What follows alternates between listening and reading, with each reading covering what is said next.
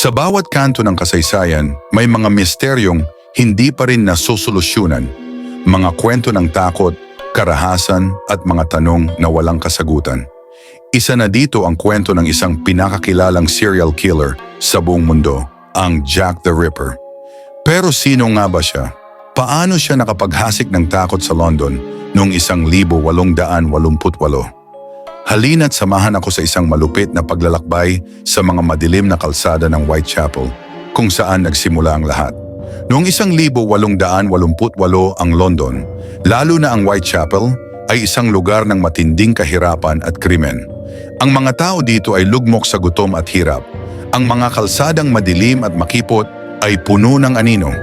Doon sa pagitan ng mga kabahayan at madidilim na alley, ang isang hindi matukoy na nilalang ay nagsimula ng isang serye ng brutal na pagpatay.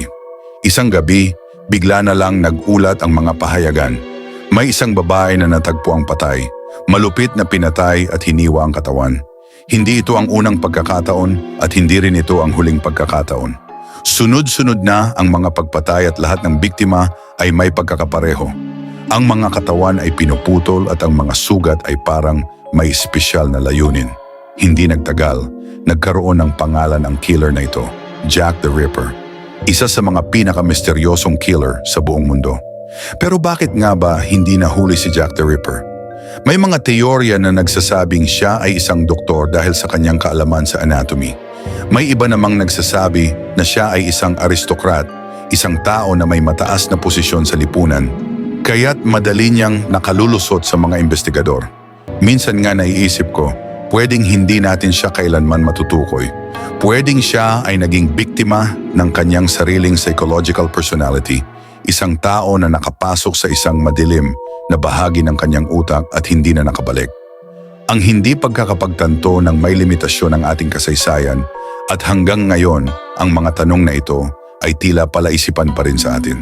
Dahil sa mga detalye ng mga pagpatay at kung paano pinuputol ang mga katawan, maraming teorya ang lumabas. Ang isa sa pinakakilalang ideya ay ang Ripperologists, mga eksperto na nag-aaral ng kaso ni Jack the Ripper. Ilan sa kanila ay naniniwala na si Jack ay may kaalaman sa medisina. Pero hindi ito nakapagtataka kasi noong panahong iyon, ang mga medical doctors o surgeons ay madalas na may access sa mga tao sa matataas na posisyon sa lipunan, pati na rin sa mga lugar kung saan na mapanganib. Ngunit isa sa mga pinakakaibang aspeto ng kaso na ito ay ang kakulangan ng ebidensya. Ang mga investigador ay nahirapan maghanap ng kahit anong sapat na impormasyon.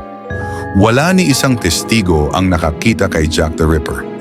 Pero ang pinakakakaibang bagay, hindi pa rin siya nahuli. Hanggang ngayon, tanging ang mga pangalan, ang mga teorya at mga imahinasyon na lang ang natitira. Minsan, naiisip ko kung bakit naging ganito ka-popular ang kaso ng Jack the Ripper. Bakit maraming tao ang patuloy na naaakit at nahihirapan sa misteryo ng kanyang mga pagpatay? Marahil ito'y dahil sa nakakalokang aspeto ng hindi alam kung sino siya at ang kasaysayan ng isang killer na hindi nahuli. Hindi ba't ito rin ang dahilan kung bakit tayo ay patuloy na naghahanap ng mga kasagutan? Lahat tayo may gusto ng closure ng mga tanong na matutugunan. Ang kaso ng Jack the Ripper ay hindi lamang isang serye ng krimen. Isa itong simbolo ng ating paghahanap sa katarungan at sagot sa mga tanong na walang kasiguruhan. Habang ang misteryo ni Jack the Ripper ay patuloy na bumabalot sa kasaysayan, ang tanong ko sa inyo, ano nga ba ang mas nakakatakot, ang mismong krimen o ang hindi pagkakaroon ng kasagutan? Kaya mga kaibigan, kung gusto niyo pa ng mas marami pang kwento tungkol sa mga misteryo ng kasaysayan, mga hindi masagot na tanong at mga kasaysayan ng mga killer na nag-iwan ng malalim na bakas sa ating mundo, huwag kalimutang mag-like, mag-share at mag-subscribe sa aming channel. I-share niyo rin ang mga opinion niyo sa mga comments sa ibaba. Ano ang tingin niyo at may mga pagkakataon ba na mas natatakot tayo sa mga bagay na hindi natin alam kaysa sa mga bagay na alam natin? Hanggang sa muli, salamat sa pakikinig at pakatandaan natin na sa bawat misteryo, may mga kwento pa tayong hindi pa natutuklasan